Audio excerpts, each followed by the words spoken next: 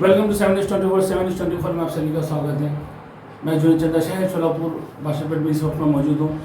मोहम्मद अजीज साहब की लड़की सनाजीज को लेकर प्रोग्राम हमारे शहर शोलापुर के होनार सीनियर ऑर्गेनाइजर सरगम स्टोरी के करता धरता सर्वा आरिफ लाल साहब ये प्रोग्राम कर रहे हैं 12 नवंबर को। आइए उनसे मुलाकात करते हैं उन्हीं की स्टूडियो में। अस्सलाम वालेकुम। वालेकुम सलाम। सबसे पहले तो 724 में आपका खैर मकदम है। तो ये जो शोलापुर की हिस्ट्री में ये पहली बार ऐसा हो रहा है कि बड़ी सेलिब्रिटी आ रहे हैं और सबसे बड़े शोलापुर की गुलकार मोहम्मद अजीज साहब की लड़की है। तो सबसे पहले आप अपना शौक बताइए कि आपको ये सिंगिंग का शौक आपको कहाँ से हुआ? सबसे पहली बात ये। सबसे पहले सरगम स्टूडियो की तरफ से संगीत प्रेमियों को मोहम्मद आरिफ लाल का नमस्कार, आदाब, अस्सलाम वालेकुम। आपने जो कहा जुनेद भाई, आपके 724 का भी मैं यहाँ पर इस्तकबाल करता हूँ। आप बहुत अच्छा काम कर रहे हैं। मुझे इस लाइन में तकरीबन 20 साल पूरे हुए। 20 साल? हाँ, इस लाइन में प्रोग्राम करते हुए 2004 से मैं शोज़ करता हूँ। रफ़ी साहब की बरसे से मैंने शो शुरू किया था 2004 में, तो अब 2024 चल रहा है। इसमें सभी प्रोग्राम्स किया मैंने। मोहम्मद रफ़ी साहब की बरसी के प्रोग्राम, किशोर कुमार की पुण्यतिथि साहब, किशोर साहब की पुण्यतिथि के, लक्ष्मीकांत पैरेलल नाइट किया, दिलीप कुमार नाइट किया, अमिताभ बच्चन के प्रोग्राम्स किया, लता मंगेशकर नाइट किया। लता मंगेशकर नाइट मुझे सोलापुर में मैं पहला ऐसा ऑर्गेनाइज़र हूँ जिसको लोकल होते हुए डिमांड शो मिला। आज तक मेरी जानकारी में डिमांड शो किसी को नहीं मिला सोलापुर में। डिमांड शो जिसको भी मिलते थे वो बाहर के ऑर्केस्ट्रा होते थे, जैसे कि बाबला जी, महेश कुमार, हुमा खान, इनको डिमांड शो मिलता था। सोलापुर के इतिहास में अगर छोटा सा कोई काम किया है तो हमारे सरगम स्टूडियो ने किया है और सभी मेंबर्स ने किया है। उसको लता मंगेशकर नाइट जब मैंने किया था तो डिमांड शो मिला। देखिए, शोलापुर एक कलाकारों का शहर है और शोलापुर बॉलीवुड को बहुत सारे कलाकार दिए, जैसे ऑर्गेनाइजर दिए, सिंगर दिए, डायरेक्टर दिए, एक्टर दिए, और बहुत सारे ऑर्गेनाइजर में से एक ऐसे ऑर्गेनाइजर जो हमारे साथ मौजूद है, आरिफ लाल साहब। आरिफ साहब, यहाँ आपने जो अपनी शुरुआत की थी, मैं जानना ये चाहूँगा मेरे चैनल के माध्यम से, आपकी सिंगिंग का सब फर्स्ट टाइम लगा कि मैं गाना गा सकता हूँ और मैं गाना गा रहा हूँ, और वो कौन सा गाना था? जब मैं तो ऐसे मतलब हर कोई होता है बाथरूम सिंगर, हाँ जी बिल्कुल, वैसे ही था मैं भी। तो गुनगुनाने का शौक था, गाने का शौक था। स्कूल्स और गैदरिंग में भी मैं गाया करता था। तो वहाँ भी जो है उस्ताद लोग, टीचर लोग थोड़ा सा सलाह देते कि गा सकता है। ऐसा नहीं कि स्कूल से ही शौक था? स्कूल से ही शौक था गैदरिंग्स में वगैरह गाने का। तो ऐसा परफेक्ट तो नहीं था, मगर अच्छा लगता था, ठीक लगता था। फिर थोड़ा थोड़ा सीखते सीखते लोगों की भी तारीफ भी की और गालियाँ भी दी। तो जैसे कि हमारे सर्वे के हिसाब से, जैसे आप रवि साहब के गाने गाते हैं तो वॉइस ऑफ अजीज आपको कहा जाता है। नहीं, शोलापुर के सिंगर्स में बिल्कुल नहीं। मैं ये अजीज साहब को आप फॉलो करते हैं? नहीं, बिल्कुल नहीं। मैं ये क्रेडिट कभी जिंदगी में नहीं लूँगा, ना मोहम्मद रफ़ी साहब का, ना अजीज साहब का, ना किसी सिंगर का, बिल्कुल भी नहीं। मैं किसी के वॉइस की कॉपी के लायक नहीं हूँ। मैं खुद अपनी आवाज़ में ही उनका ढंग दिखाने की कोशिश करता हूँ, और जो कुछ टूटा फूटा सीखा है वो पेश करने की कोशिश करता हूँ। वो सब बिल्कुल नहीं कि voice of Aziz, voice of Rafi, ये किसी को लकब शोभा भी नहीं देता मेरे ख्याल मैं आपके यहाँ रुकाना चाहूँगा कि जैसे कि 2 मिनट से अपना अंजुल चालू है। तो सबसे पहले हम अजीज साहब की कोई गाने की एक लाइन हमारे शहर शोलापुर के नाज़रीन जनता को सुनना चाहिए। तो मैं इस शो के बारे में बात पहले एक अजीज साहब की आवाज़ पे, उसके बाद हम उनकी साहबजादी के पास आएंगे। दुनिया में कितना गम है, मेरा गम कितना कम है। दुनिया में कितना गम है, मेरा गम कितना कम है। लोगों का गम देखा तो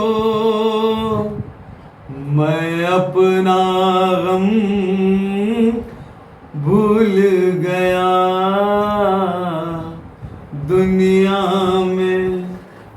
कितना गम है, मेरा गम कितना कम है।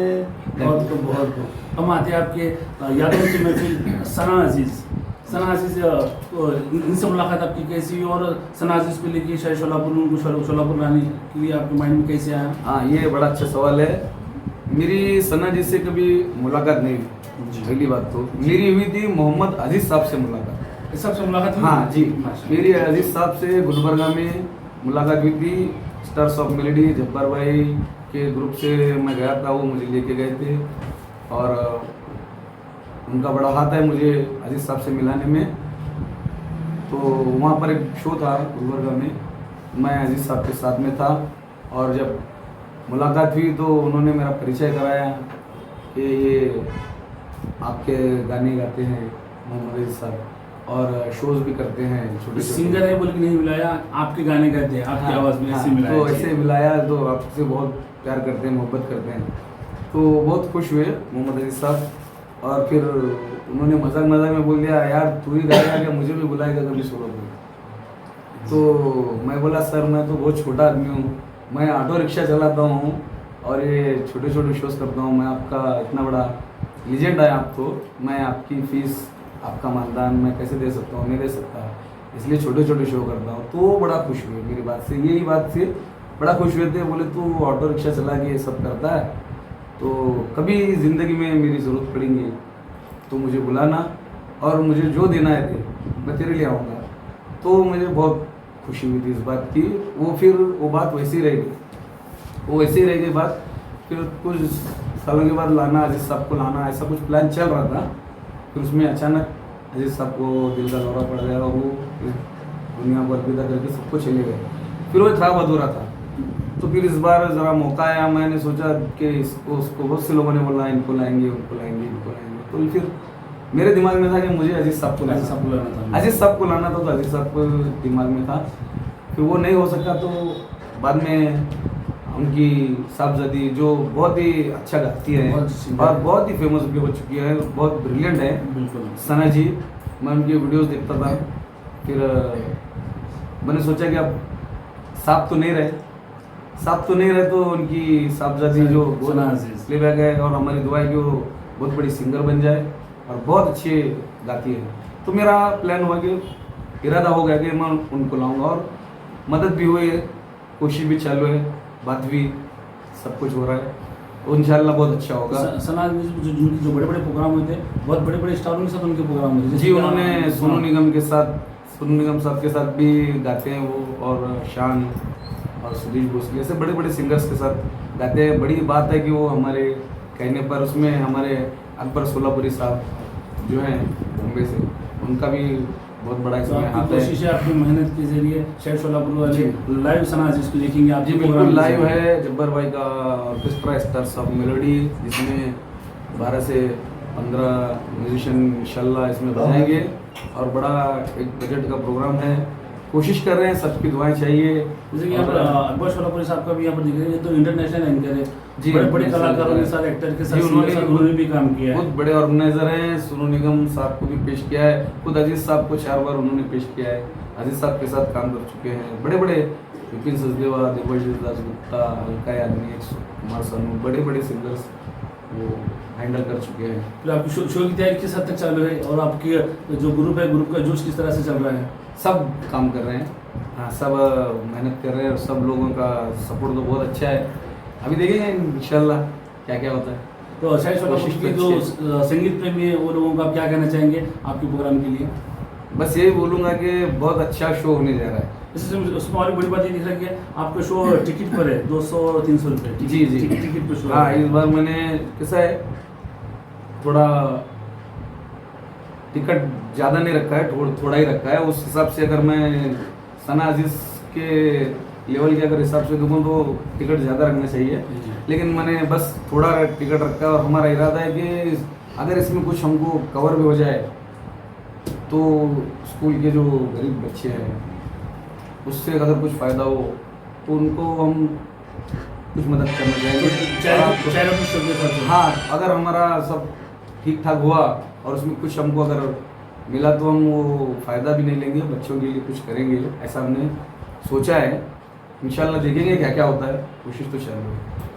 तो और एक सवाल हमारा ये है, शहर सोलापुर के कलाकारों का शहर है, आप शहर सोलापुर अपने कलाकारों का शहर है जी। जिसमें कलाकार है, सिंगर है, ऑर्गेनाइजर है। तो हमारी जानकारी के हिसाब से भी आप भी एक कलाकार है, आपकी कई फिल्मों में आपने भी काम किया है। तो जी। खाली सिर्फ ऑर्गेनाइजर बोल के आरिफ लाल ही नहीं है, एक एक्टर बोल के आरिफ लाल है, ये भी हमारी जानकारी के हिसाब में है। तो सिंगिंग में और एक्टिंग, हाँ। एक्टिंग में कैसे कैसे चले गए आप?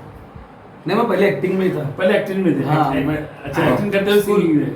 स्कूल लेवल पे ड्रामे भी किया, ड्रामे सिंगिंग भी किए। किया, फिर उसके बाद स्टेज पे प्ले भी किया, कब सुबह होगी, आपका एक फेमस ड्रामा था हाँ, जो सोलापुर में दिल्ली बहुत, घाट। दिल्ली घाट। फिर बाद में फिल्मों में भी आप जैसे महान कलाकारों के साथ भी काम करने का मौका मिला मुझे। आपका एक डीवीडी फिल्म थी, बहुत फेमस हुई थी, कसूर किसका, कसूर उसके बाद सोलापुर का सलिया। बहुत सारी फिल्मों में उन्होंने एज ए एक्टर भी काम किए जी। और एज ए ऑर्गेनाइजर बहुत बढ़िया काम कर रहे शहर सोलापुर में। बहुत सारे सिंगरों को वो प्लेटफॉर्म दे रहे हैं, अपने इस स्टूडियो के माध्यम से प्लेटफॉर्म दे रहे, बड़े बड़े प्रोग्राम कर रहे हैं। तो मैं चाहूँगा कि शायद सोलापुर के लोगों से गुजारिश करता हूँ कि इस प्रोग्राम में आप ज़रूर आइए। एक कलाकार सोलापुर वालों के इंटरटेनमेंट के लिए ये काफ़ी मेहनत करता है और बड़े स्टार को बम्बई से शायद सोलापुर में लेके आ रहे हैं सिर्फ आपके इंटरटेनमेंट के लिए, आपको मुलाकात के लिए, रूबरू आपको उस सेलिब्रिटी को देखने के लिए। तो शहर सोलापुर वालों से मैं वापस से गुजारिश करूँगा कि इस प्रोग्राम में आप ज़रूर देखिए। 12 नवंबर को ये प्रोग्राम हुतात्मा स्मृति मंदिर में है। और इस टिकट के लिए आप यहाँ आरिफ लाल साहब को कॉन्टेक्ट कर सकते हैं। मैं स्क्रीनिंग में आरिफ लाल का इसमें नंबर दूँगा। Thank you. और एक बात कहनी है कि सभी से मैं रिक्वेस्ट करता हूँ कि हॉल में गुटखा, मावा, तंबाकू, धूम्रपान इससे परहेज करें, क्योंकि आप सीसी कैमरे के कक्ष में हो और ये फैमिली शो है, इसकी वजह से फैमिली को डिस्टर्ब हो जाएगा, इसका ख्याल रखें।